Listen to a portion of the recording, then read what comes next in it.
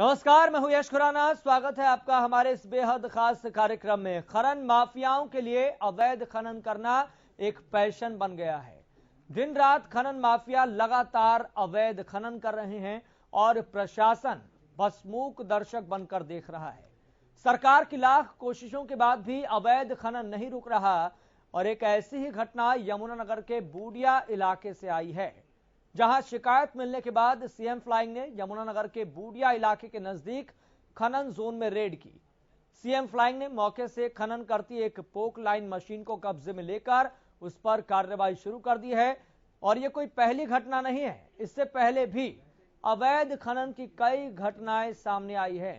आखिर सरकार और प्रशासन खनन माफियाओं पर नकेल क्यों नहीं लगा पा रहे? क्यों खनन माफिया बेखौफ होकर अवैध खनन कर रहे हैं? इन सभी पॉइंट्स पर हम चर्चा करेंगे, लेकिन उससे पहले आप पूरा मामला समझिए, ये रिपोर्ट देखिए।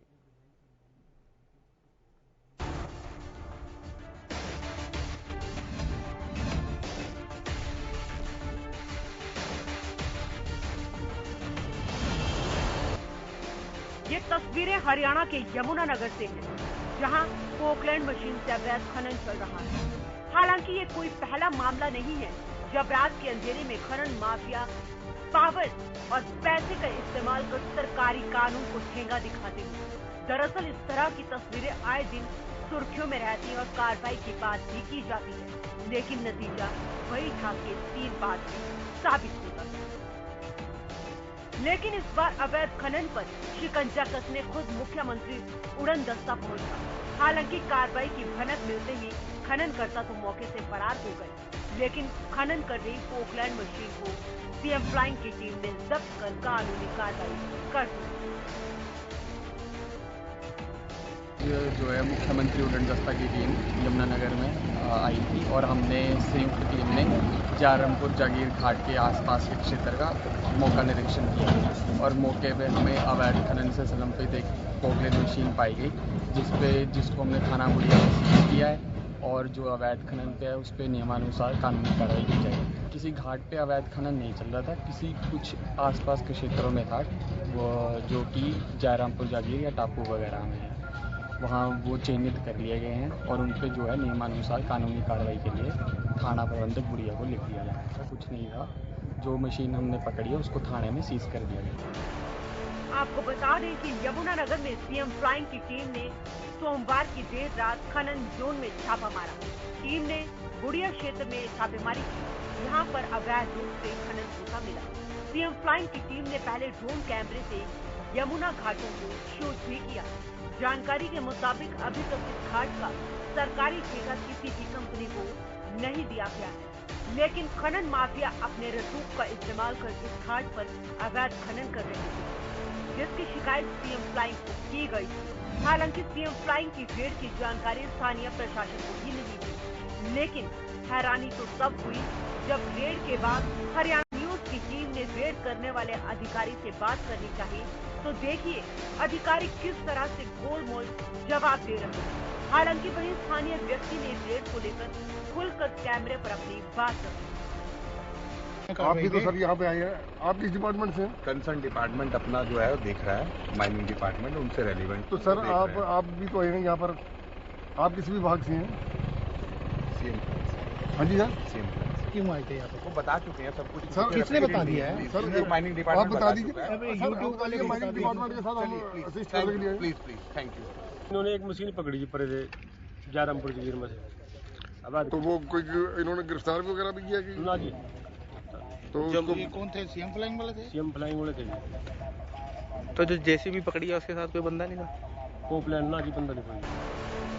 यमुना का किनारा हो या फिर दक्षिण हरियाणा में अरावली की पहाड़ियों की श्रृंखला, अवैध खनन माफिया इस कदर सक्रिय है कि सरकारी अमला भी इनके सामने बोना साबित होगा।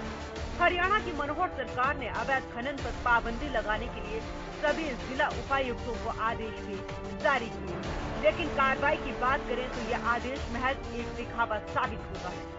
ऐसे में देखना होगा कि सीएम फ्लाइंग टीम के कुत्ते क्या वाकई में खनन माफियाओं के लिए एक सबक साबित होगा, या फिर ये रेड भी पावर, पैसा और रसूख के ट्रायंगल में फंसकर कार्रवाई से पहले ही दम तोड़ देगा। हरियाणा न्यूज के लिए यमुनानगर से हरीश कोहली की रिपोर्ट।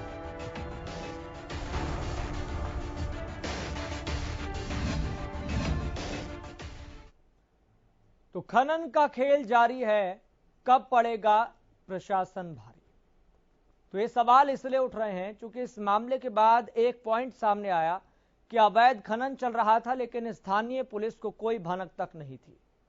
गुप्त सूचना के आधार पर सीएम फ्लाइंग की टीम ने छापेमारी की तो पोक मशीन को जब्त कर लिया है, लेकिन कार्रवाई के नाम पर शून्य सब कुछ दिखाई दे रहा है। इसी को लेकर हम सवाल भी पूछेंगे और जवाब जानने की कोशिश करेंगे, लेकिन जो मेहमान हमारे साथ जुड़े हुए हैं तारुफ आपका करवा देते हैं। आपको बता दें, बीजेपी प्रवक्ता हमारे साथ जुड़ गए हैं, प्रोफेसर विधु रावल। प्रोफेसर विधु रावल जी, आपका बहुत बहुत शुक्रिया इस खास कार्यक्रम में जुड़ने के लिए। हमारे साथ कांग्रेस प्रवक्ता राय सिंह गुर्जर भी जुड़ गए हैं। सर, आपका बहुत बहुत शुक्रिया इस खास कार्यक्रम में जुड़ने के लिए। और गुरुग्राम से हमारे संवाददाता सुशील सिंह भी जुड़ गए हैं। हमारे संवाददाता हरीश कोहली भी जुड़ गए हैं। सबसे पहले उनका रुख करेंगे। हरीश कोहली, फिलहाल इस पूरी खबर को लेकर अपडेट क्या है और कार्रवाई क्या की गई है अब तक, आप ये बताएं। जी, यमुनानगर में देखिए, अवैध खनन का कारोबार हमेशा से इनके ऊपर आरोप लगते रहे और कारोबार यहाँ पे चलता रहा है।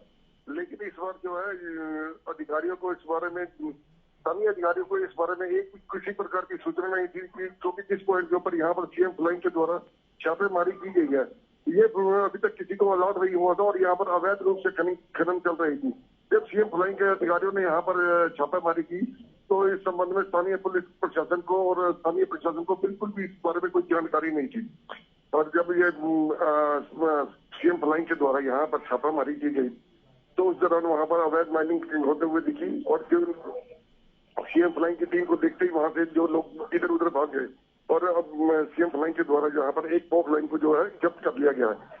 देखने वाली बात यह है कि यहाँ पर इतने लंबे टाइम से अवैध खनन चल रही थी और स्थानीय अधिकारियों को इस बारे में कोई सूचना नहीं थी जी। और यहाँ पर जो है कितनी पॉक लाइनें थी, लेकिन जो खाना पूर्ति के नाम पर सीएम फ्लाइंग के द्वारा भी यहाँ पर मात्र एक पॉक लाइन को जब्त किया गया है। जी हरीश कोहली, क्या किसी को गिरफ्तार किया गया है? और अगर गिरफ्तार किया गया है तो पूछताछ में अभी तक क्या खुलासे हुए हैं? ये खनन जो अवैध तरीके से किया जा रहा था, कब से किया जा रहा था, इसमें कौन कौन शामिल था और कार्रवाई के नाम पर क्या किया गया है, ये भी आप बताएं। जी, अभी तक इस मामले में कोई भी गिरफ्तारी नहीं हुआ और सिर्फ जो सीएम फ्लाइंग के द्वारा एक बुढ़िया थाना में इस बारे में सूचना दी गई है कि हमने एक पॉक लाइन को यहाँ पर जब्त किया और इसको आप अंडर ले लीजिए। अभी तक कोई गिरफ्तारी नहीं की गई है, कोई मामला दर्ज नहीं किया गया। जो देखने वाली बात यह है कि यहाँ पर यह अवैध धंधा किसके संरक्षण में चल रहा है, ये देखने वाली बात होगी। जी ठीक है हरीश कोहली। अब सीधा सुशील का रुख करेंगे, हमारे संवाददाता हैं गुरुग्राम से, फिर उसके बाद प्रोफेसर विधु रावल से सीधा जवाब लेंगे। सुशील, अवैध खनन का मुद्दा प्रदेश में एक बड़ा मुद्दा है, लेकिन हम यमुनानगर के मुद्दे को सामने आने के बाद ये महसूस कर पा रहे हैं कि कैसे कार्रवाई के नाम पर शून्य दिखाई दे रहा है।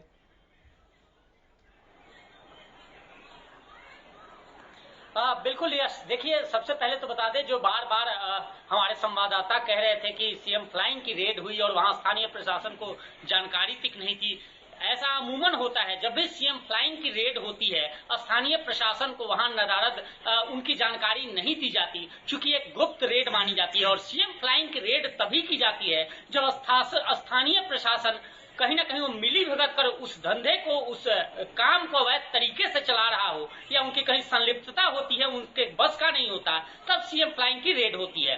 दूसरी बात की, देखिए 2019 में मुझे याद है यस, मैंने एक स्टोरी की थी, हरियाणा से संबंधित अवैध माइनिंग का खेल था और उस दौरान जो मनोहर सरकार पार्ट 1 थी, तो उस दरमियान पार्ट 1 में भी एक कद्दावर मंत्री थे, उनका भी नाम सामने आया था उस अवैध खनन में। उस वक्त हमने जब एक स्टोरी की और रिपोर्ट की तो मुझे याद है कि उस वक्त पूरे हरियाणा से करीब 9 साल में 9000 ऐसे मामले आए थे तक प्रत्येक साल में 1000 ऐसे अवैध खनन से जुड़े मामले आते थे और उसमें कार्रवाई के नाम पर कुछ खास नहीं हुई थी। यानी मुझे याद है कि उस वक्त जब हमने इस बाबत कई सवालात भी किए थे, मुख्यमंत्री से भी सवाल किए थे और इस बाबत हमने जब जानकारी जुटाई तो पता चला कि इंटरनल एक्सटर्नल रूप से जो बाहर मामले सामने आए उसमें साफ तौर पे आया कि सरकार इस पर अवैध खनन पर अंकुश लगाती है, चाहे वो यमुना के किनारे रेता उठाने का काम हो या उधर खुदाई का काम हो या फिर दक्षिणी हरियाणा में अरावली की पहाड़ियों पे माइनिंग का काम हो। ये दोनों हरियाणा में अवैध तरीके से चलते हैं और खास तौर पर चाहे वो यमुनानगर का इलाका हो, नारायणगढ़ का इलाका हो, सोनीपत का इलाका हो,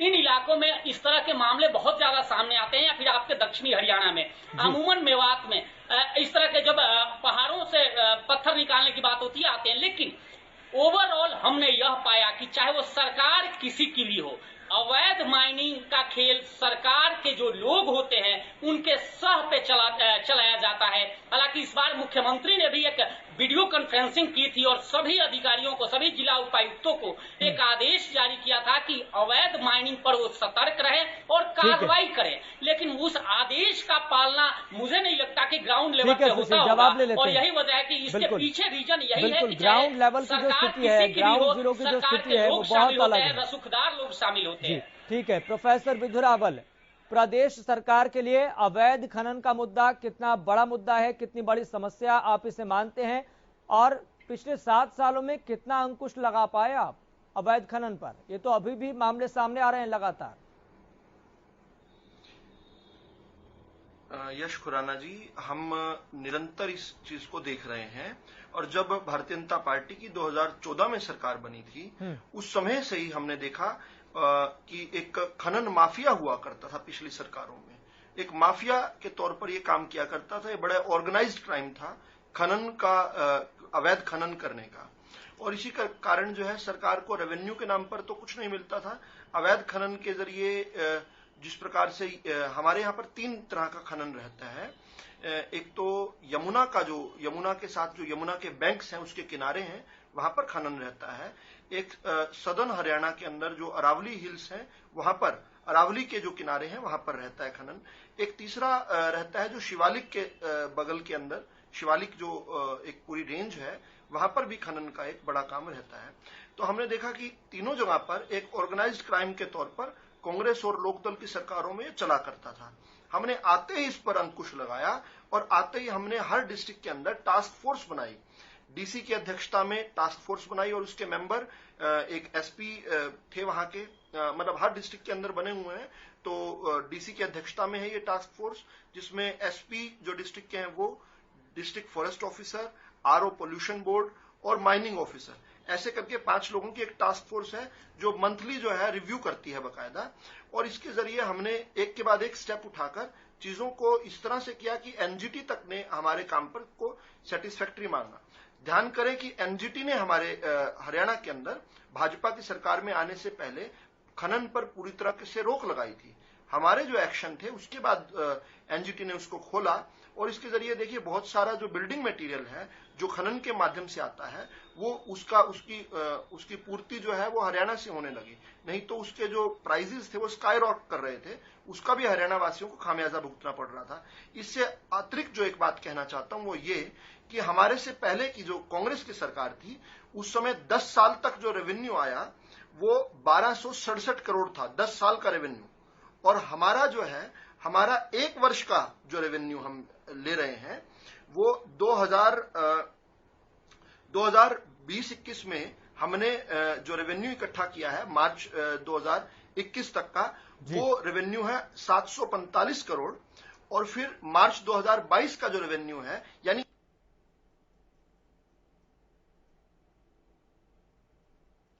एक साल में उनके 10 साल के अंदर जो रेवेन्यू आया करता था वो 1267 करोड़ टोटल। ठीक है, हमने ठीक है, लेकिन प्रोफेसर साहब जो लगातार इस तरह के मामले सामने आ रहे हैं इससे तो यही समझा जाएगा ना कि अवैध खनन तो चल रहा है। और यमुनानगर का जो ये मामला सामने आया है इसमें क्या पता लगा, किसी पर कार्रवाई हुई क्या?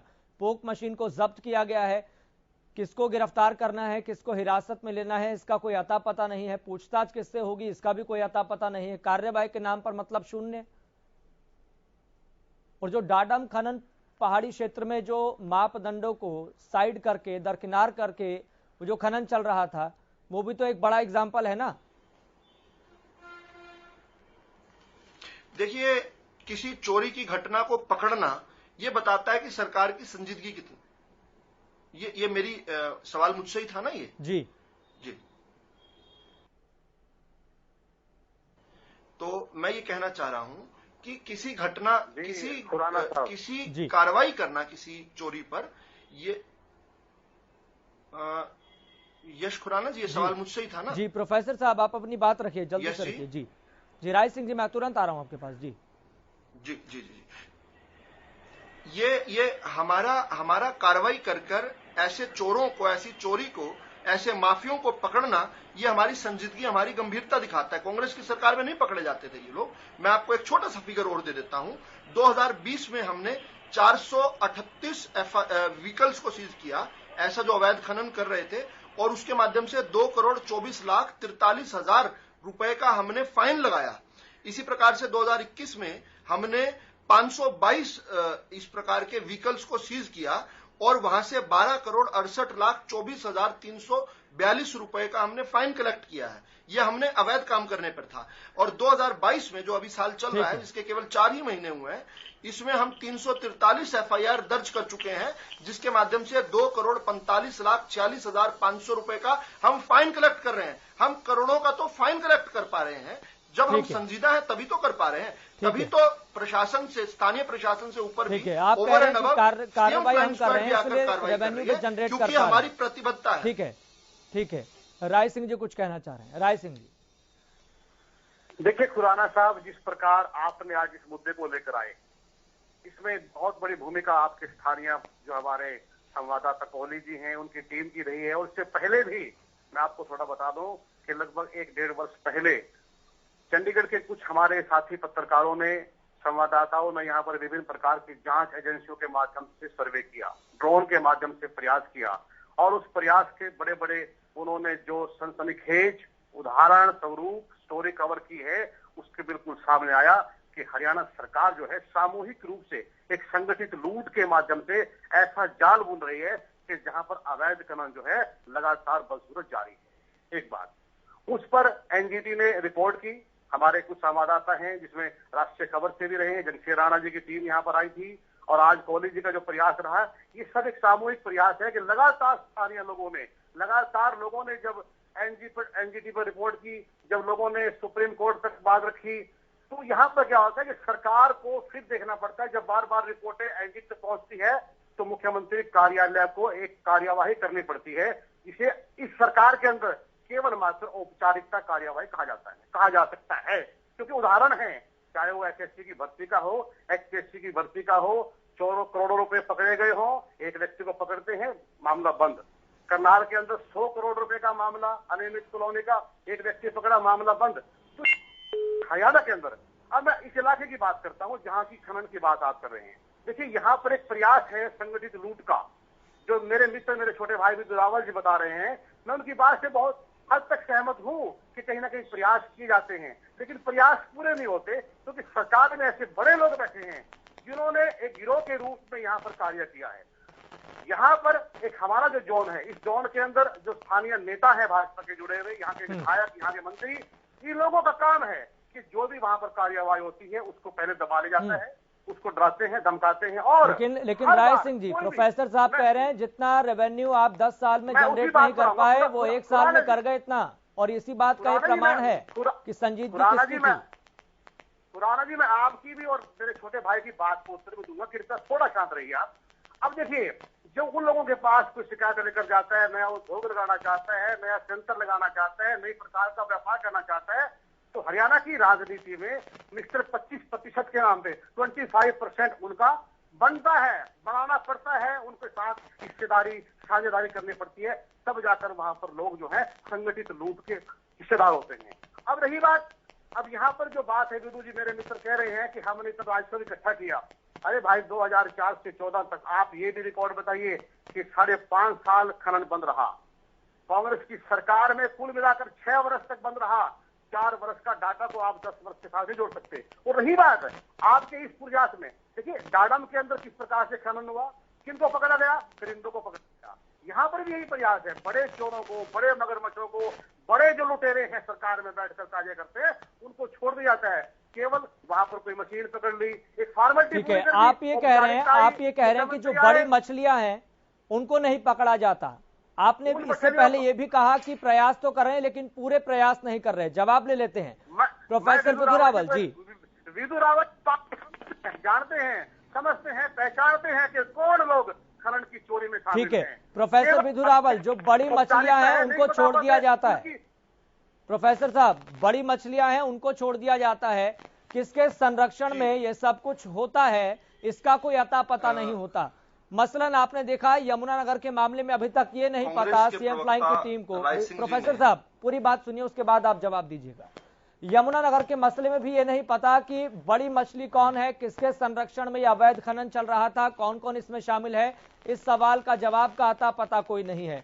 डाडम पहाड़ी क्षेत्र को लेकर हम बात कर रहे थे, कैसे मानदंडों के खिलाफ जाकर अवैध खनन वहां पर चल रहा था, बड़ी मछली कौन थी, कौन कौन शामिल था, इसका भी कोई अता पता नहीं है। जिन लोगों की मौत होनी थी उनकी मौत हो गई है, लेकिन पूरे प्रयास नहीं किए जा रहे, ऐसा कहना है राय सिंह जी का। देखिए, राय सिंह जी ने बड़े सिलसिलेवार तरीके से बताया कि कैसे कमीशन ली जाती है, कितनी कमीशन ली जाती है। ऐसा लगा जैसे उनकी पार्टी की जब सरकार थी तब से अनुभव है उन्हें कि कहां से किस प्रकार का पैसा आया करता है।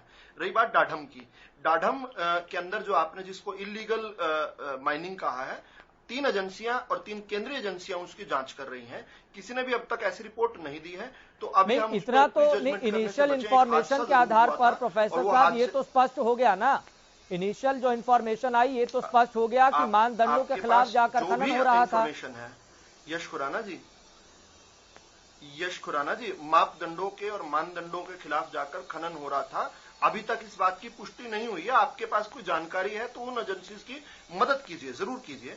अभी फिलहाल जो मैं बात कर रहा हूं अभी यहाँ की, मैं आपको 2 तरीके बता रहा हूं। एक तो नंबर ऑफ FIRs बता रहा हूं। हम सिर्फ रेवेन्यू कलेक्शन की बात नहीं कर रहे, हम फाइन कलेक्शन भी जहां इलीगल हो रहा है।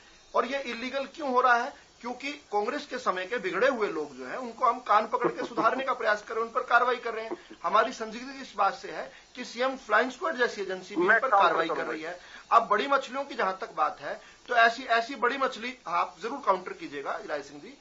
बड़ी मछलियां जो हैं, जो बड़ी मछली हैं वो ऐसी कैसी बड़ी मछली है कार्रवाई भी हो रही है, करोड़ों रुपया जिनसे फाइन के रूप में वसूला जाए और ड्रोन की मैपिंग से हो रहा है। क्या हम ये कल्पना भी कर सकते थे कि कोई एजेंसी ड्रोन की मैपिंग करती है रात के समय में और फिर जाकर 50 घाट में से एक घाट जहां पर इलीगल माइनिंग हो रही है वहां पर जाकर जो है उनको दबोचती है मौके पर? ऐसा क्या कांग्रेस के शासन में हम कल्पना भी कर सकते थे? नहीं कर सकते थे।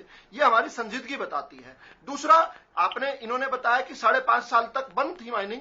बिल्कुल बंद थी। और बंद क्यों थी?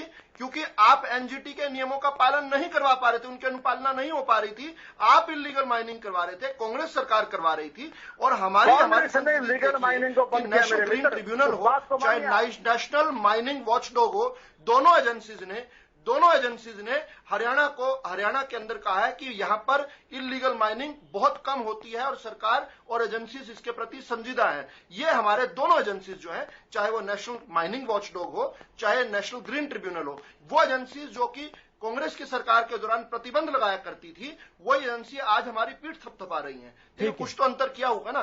फिर चाहे फाइन से कलेक्शन को लेकर करोड़ों का तो हम फाइन ले रहे हैं, सैकड़ों FIR दर्ज हो रही हैं, तो कुछ कर रहे हैं तभी तो फाइन हो रहा है, कुछ कर रहे हैं तभी तो 6500 करोड़ रुपए का रेवेन्यू ले लिया हमने। इस प्रकार से ही तो काम कर रहे हैं। ठीक है राय सिंह जी, 10 सेकंड जल्दी से।